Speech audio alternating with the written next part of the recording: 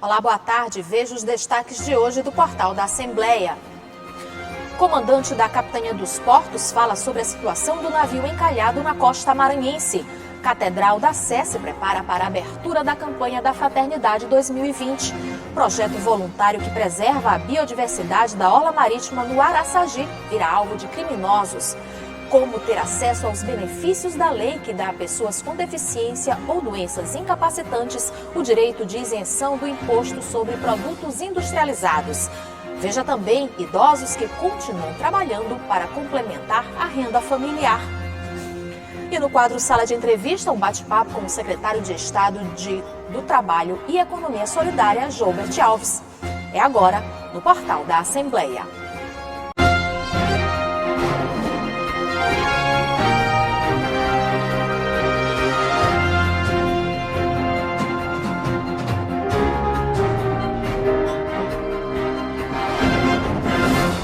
O comandante da Capitania dos Portos se manifestou sobre a situação do navio Stellar Banner, que está encalhado na costa maranhense desde o último dia 24.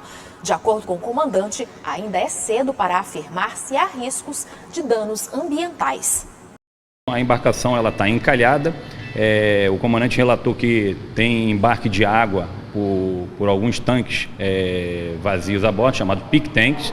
E a partir de 2 horas da manhã, o comandante avaliou que a segurança da tripulação estava em risco pela a inclinação que ela teve ali para a boreste, para a direita, pedindo um auxílio aos rebocadores que estavam na área e migrou para os rebocadores. Hoje, a empresa contratada pelo armador, que é a Polaris, que é a Ardent Global, ela está no local. Então é muito cedo nós falarmos algum tipo de avaria. A empresa está justamente averiguando a estrutura da embarcação no que concerne a fechamento de válvulas para evitar qualquer tipo de dano. Então é muito cedo a Marinha se posicionar com relação ao que pode acontecer. O momento é de paciência e esperar para os profissionais que estão lá dessa empresa contratada pelo armador verificar as condições que está mantendo a Marinha informada. Diariamente a Marinha realiza reuniões na parte da manhã para poder emitir notas e deixar a mídia e toda a sociedade ciente do que está acontecendo. A reportagem completa sobre a situação do navio Stellar Banner e o procedimento que está sendo tomado para evitar prejuízos ao meio ambiente você acompanha no Assembleia Notícias às 6 horas da tarde. Um projeto desenvolvido de forma voluntária na região do Araçagi quer divulgar a biodiversidade nos ambientes da orla marítima e incentivar as práticas de conservação, desenvolvimento de pesquisas e preservação do meio ambiente. Mas as ações estão sendo dificultadas, já que a sede do projeto foi alvo de criminosos. Sediado em plena praia do Araçagi, em São Luís, um dos objetivos do projeto Orla Viva é divulgar a biodiversidade nos ambientes da orla marítima e o incentivo às práticas de conservação, desenvolvimento de pesquisas e preservação do meio ambiente. Um trabalho feito de forma voluntária que atende pesquisadores, universitários e visitantes. O projeto Orla Viva ele é um projeto de educação ambiental, para a conservação das espécies daqui do Maranhão.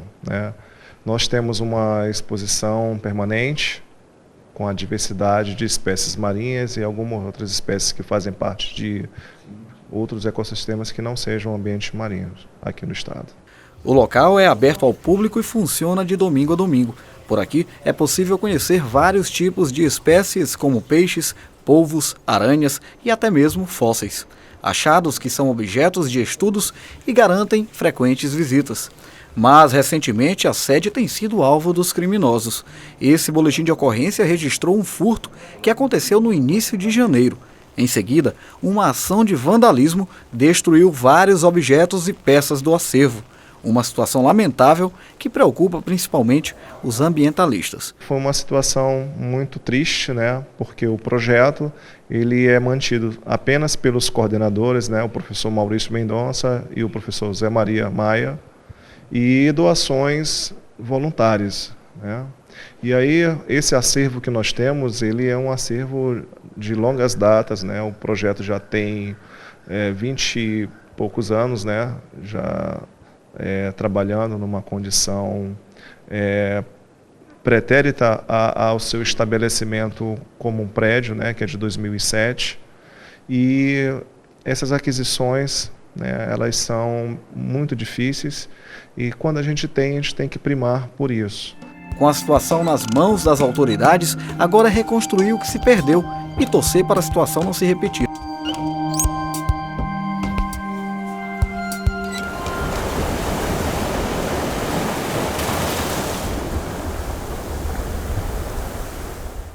A Arquidiocese de São Luís se prepara para o lançamento da campanha da Fraternidade 2020, que vai acontecer amanhã em todo o país. O repórter Ronald II tem mais detalhes sobre a campanha. Olá, tudo pronto para a campanha da Fraternidade 2020. O evento promovido pela Igreja Católica vai acontecer a partir deste sábado com uma série, com uma programação bem diversificada, a partir das 2h30 da tarde. É sobre esse assunto que eu converso agora com o Padre Luiz Macedo, integrante da equipe arquidiocesana da campanha da Fraternidade deste ano. Padre, vamos começar pelo tema. Qual que é o tema deste ano, Padre? A temática da campanha da Fraternidade, proposto pela Igreja no Brasil: fraternidade, vida, dom e compromisso. E o lema, a partir da parábola do bom samaritano, no capítulo 10 do Evangelho de Lucas: ele viu, sentiu compaixão e cuidou dele. Com relação à programação, a partir das 2h30 da tarde deste sábado, Padre? Em nossa arquidiocese, nós teremos a abertura oficial da campanha da Fraternidade, que será na sede da Renovação Carismática Católica, no Angelim, a partir das 2h30 da tarde deste sábado, com uma vasta programação, buscando justamente nos conscientizar e criar mecanismos para a valorização e o cultivo da vida. A programação deste ano, Padre, começa a partir das 2h30, como eu falei anteriormente, neste sábado. Você pode reforçar o convite, como é que deve acontecer, iniciar o processo aqui já na Igreja da Sé mesmo? Então, a abertura oficial às 14h30 na sede da Renovação Carismática no Angelim, né? E ao longo de toda a tarde nós teremos uma vasta programação com apresentações da temática da campanha voltada para a questão da defesa da vida, como eu havia falado, né? E deve se encerrar por volta das 5 da tarde com a celebração da Eucaristia. Maravilha, muito obrigado. Portanto, conversei com o Padre Luiz Macedo, integrante da equipe arquidiocesana da campanha da Fraternidade 2020. Mais informações vocês podem acompanhar ao longo da programação da TV Assembleia e através dos canais da Igreja Católica. Ronald II para a TV Assembleia. E veja no próximo bloco como ter acesso aos benefícios da lei que dá a pessoas com deficiência e doenças incapacitantes o direito de isenção do imposto sobre produtos industrializados. E veja também idosos que continuam trabalhando para complementar a renda familiar. O portal volta já.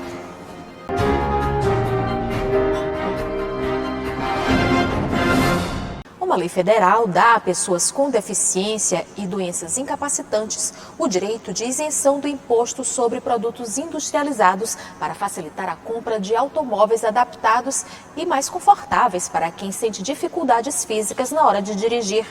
Mas pouca gente sabe dessa facilidade prevista em lei. Quem já usou o benefício garantiu a compra do veículo com até 30% de desconto. Em 2011, a coordenadora de projetos Valéria Lima precisou lidar com câncer de mama. Graças ao tratamento, Valéria foi curada, mas a doença reduziu os movimentos do braço esquerdo e Valéria passou a fazer parte do grupo de pessoas com direito por lei à isenção de impostos na hora de comprar veículos automotores.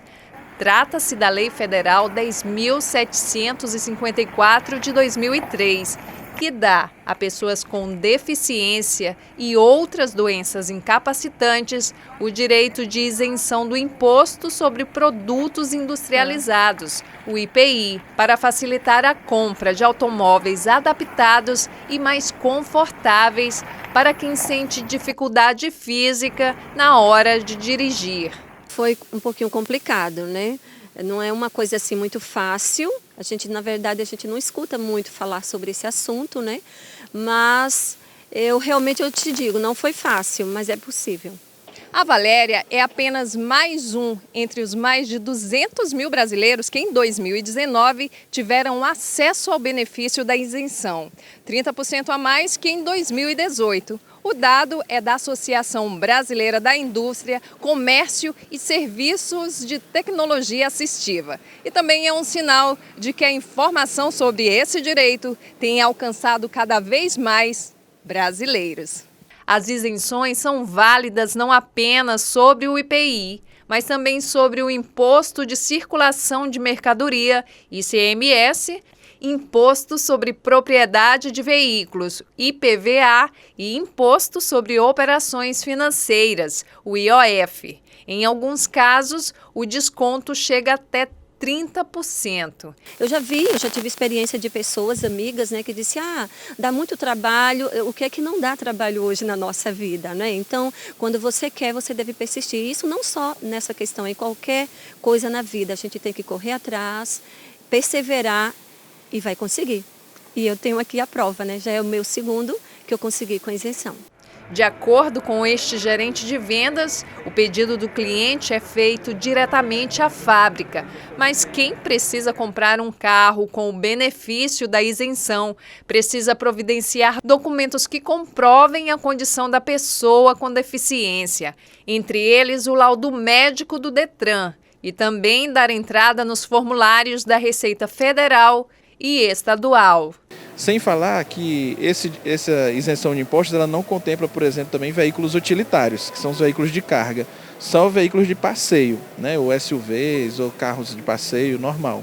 Então, hoje, por exemplo, nós temos o IPI, que é em torno de 10%, o ICMS do Maranhão é em torno de 18%, né, chega a 28%. Com mais o desconto da montadora, pode até chegar a 30%. O gerente explica que a isenção também vale para o responsável por pessoas que se encaixam nessa classificação, inclusive crianças. Nós temos a isenção para o cliente condutor e temos a isenção para o não condutor.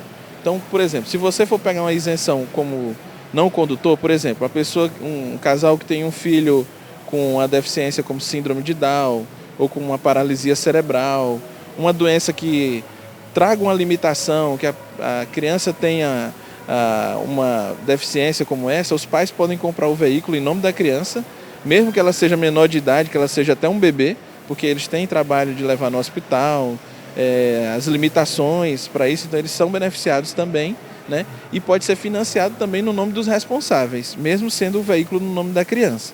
Essa é uma modalidade. O direito ao benefício, até então pouco divulgado, é uma importante conquista para quem precisa. Realmente não é algo fácil, mas eu poderia dizer o que nesta vida, né, é fácil. Então tudo nós temos que persistir, não desistir e correr atrás. A falta de renda e a necessidade de se manter no mercado de trabalho são fatores que estão levando os idosos a exercer alguma atividade remunerada. Além de garantir o sustento, para os sexagenários, estar na ativa pode ser sinônimo de felicidade.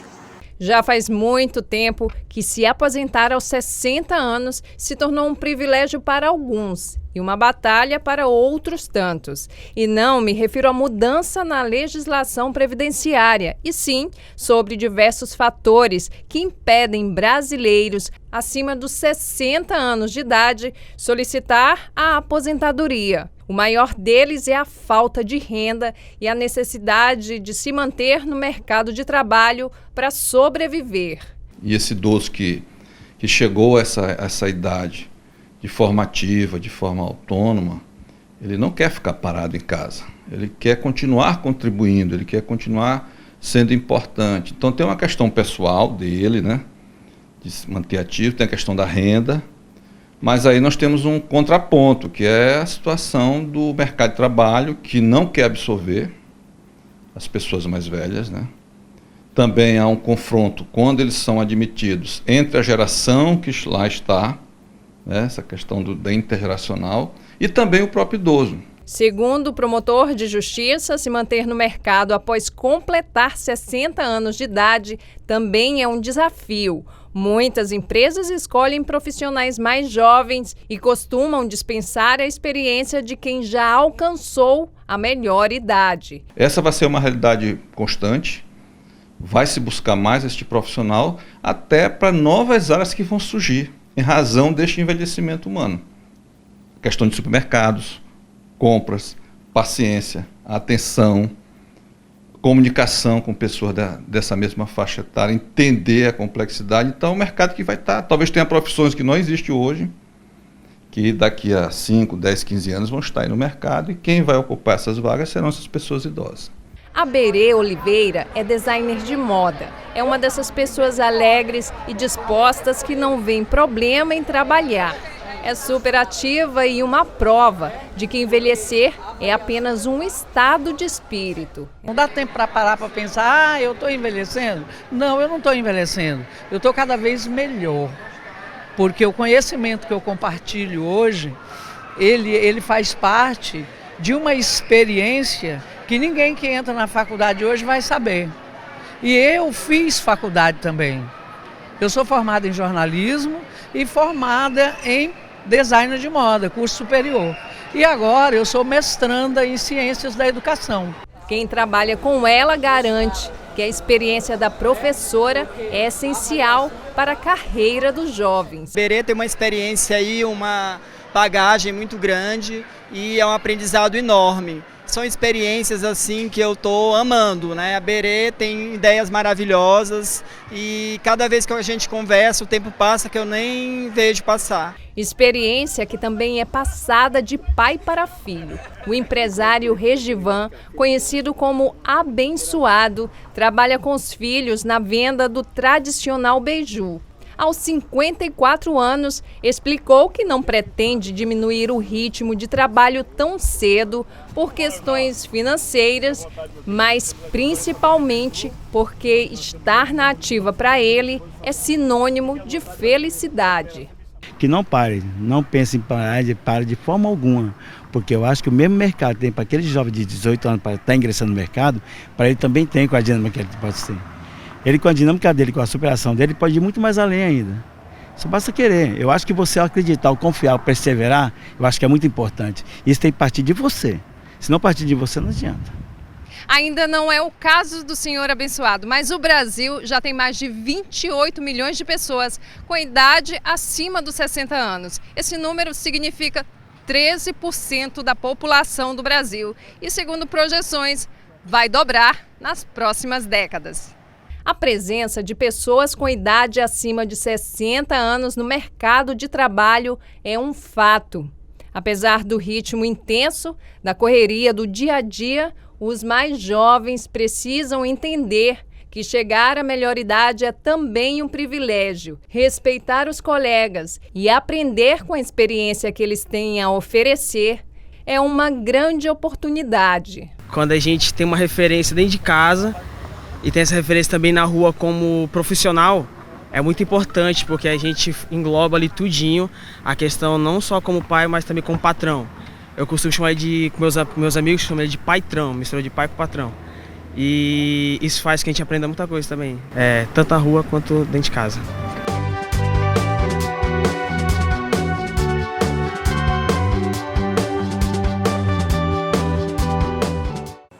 E veja no próximo bloco, no quadro Sala de Entrevista, uma conversa com o secretário de Estado do Trabalho e Economia Solidária, Joubert Alves.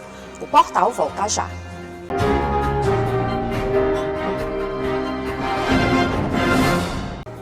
No quadro Sala de Entrevista de hoje, Juraci Filho conversa com Joubert Alves, secretário de Estado de Trabalho e Economia Solidária, sobre o aumento do número de empregos formais no Maranhão. Um ótimo fim de semana para você. Tchau!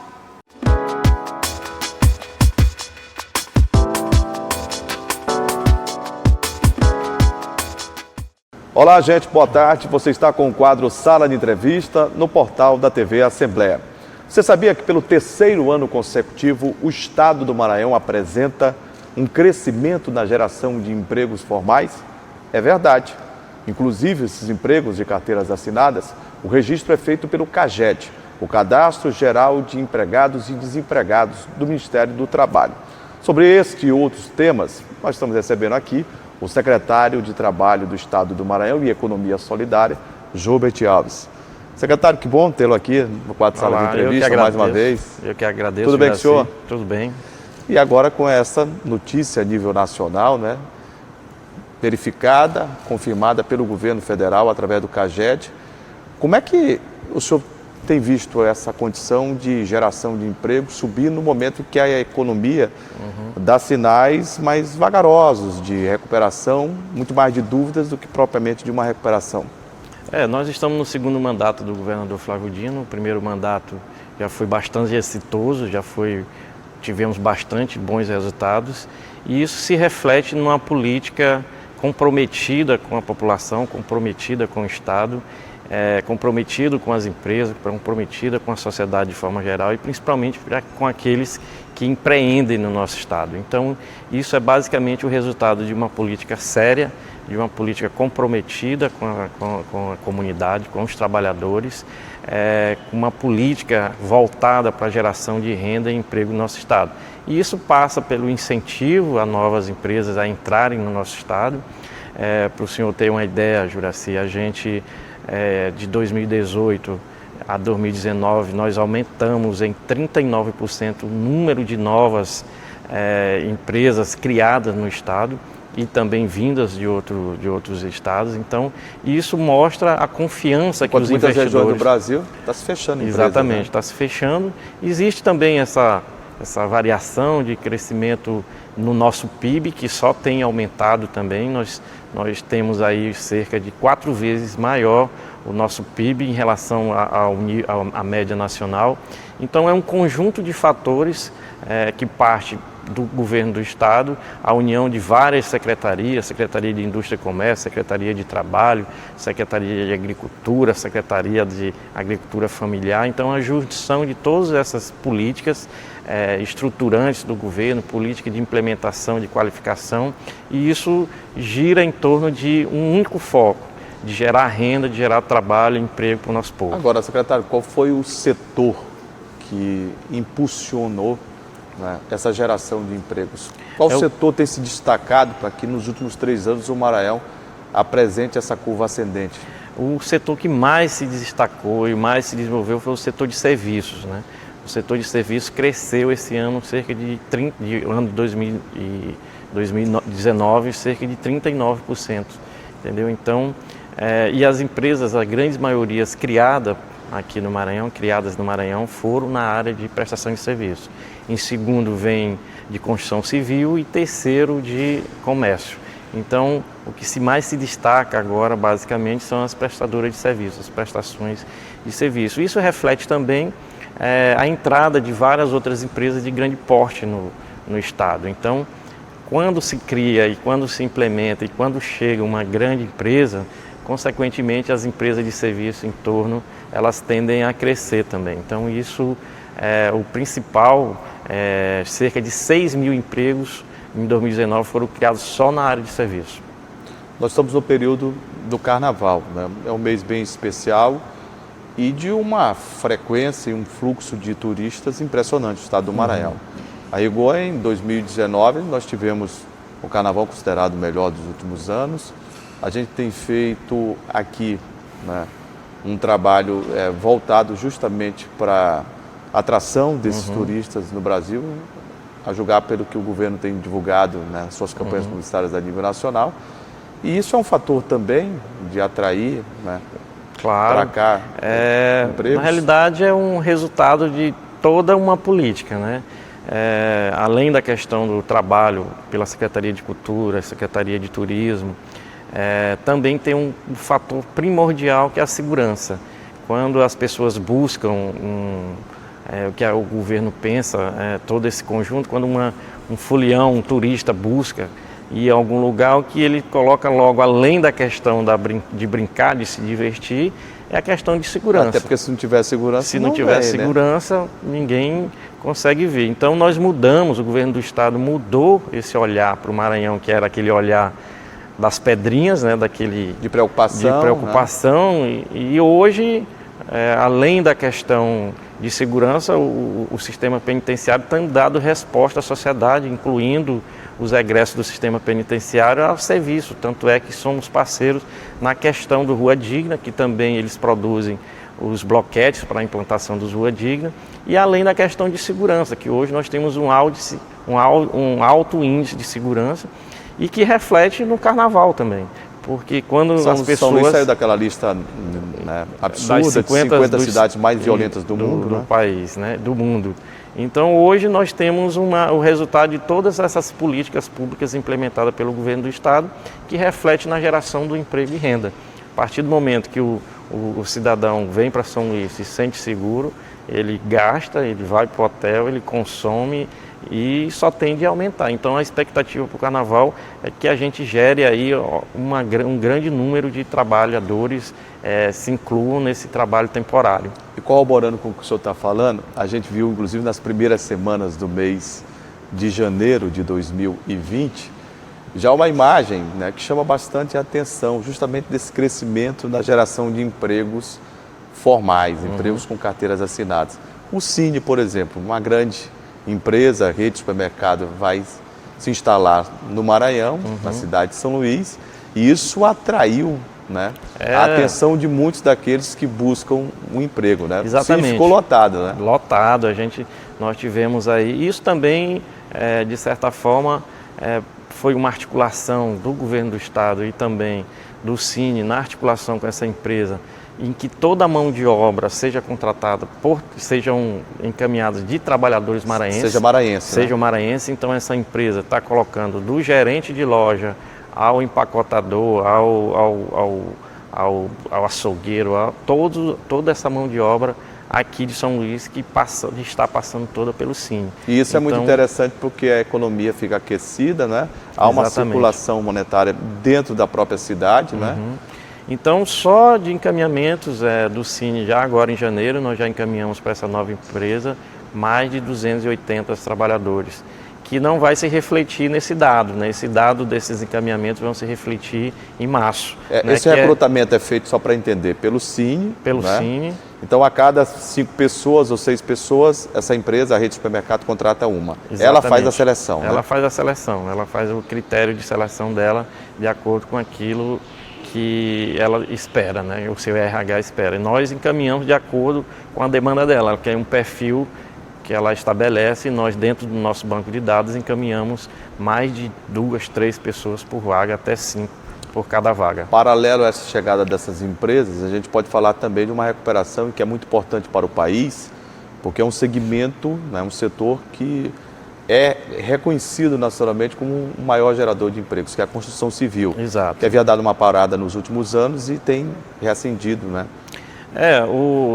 De 3 anos e meio para cá, né, com obras e com programas como Minha Casa Minha Vida, que muito empregou, né, os trabalhadores na construção civil.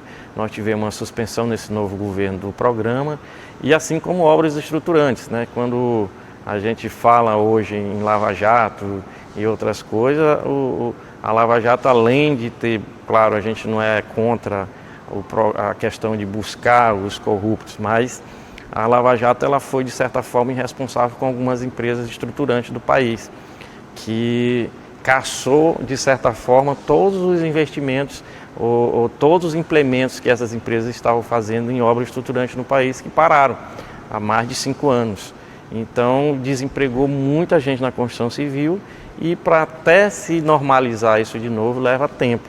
Então, até agora, a gente ainda não viu, de certa forma, do governo federal, uma sinalização no sentido de botar o país nos trilhos na questão do desenvolvimento, principalmente na geração de emprego e renda do nosso país. Para a gente finalizar, secretário Jobit Alves, esse crescimento contínuo nos últimos 3 anos na geração de empregos formais deixou o Maranhão numa posição muito confortável, né?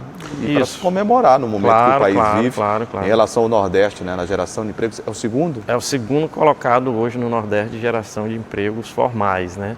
E além disso, a gente tem muitos trabalhos na questão da geração de renda, implementando também uma questão paralela, que é a economia solidária, que trabalha com com empreendimentos da economia solidária, associações, cooperativas, no artesanato e vários outros tipos de inclusive na geração, né, de emprego e renda, com trabalho na região metropolitana. Exatamente. Né? Temos um trabalho muito forte nesse sentido e também as qualificações. Né? Esse resultado, como eu falei no início, é um conjunto: qualificação, investimento na educação, investimento na segurança. Então, estão todos os investimentos que hoje o governo tem feito e direcionado basicamente para que a gente obtenha esse bom resultado em 2019. Eu conversei aqui no quadro Sala de Entrevista com o secretário de Trabalho e Economia Solidária do Estado do Maranhão, Joubert Alves. Aqui a gente agradece e muito pelas explicações, por esse bate-papo agradável aqui na TV Assembleia. Muito obrigado, secretário. Muito obrigado, Juraci. Estamos à disposição na Secretaria do Trabalho, o Cine também está à disposição da população. A gente quer modernizar ainda mais o trabalho do Cine, que nós vamos mudar para uma nova sede no Anel Viário a partir de março, e lá teremos... Já tem uma data confirmada? Ainda não tem data exata. Mas o mês é março. O mês é março, e lá nós vamos implementar uma biblioteca para o trabalhador, vamos inaugurar o CPA, que é o Centro do Profissional Autônomo. Então vai ter muita coisa ainda este ano para a gente colocar à disposição do nosso público trabalhador. Obrigado e sucesso. Obrigado.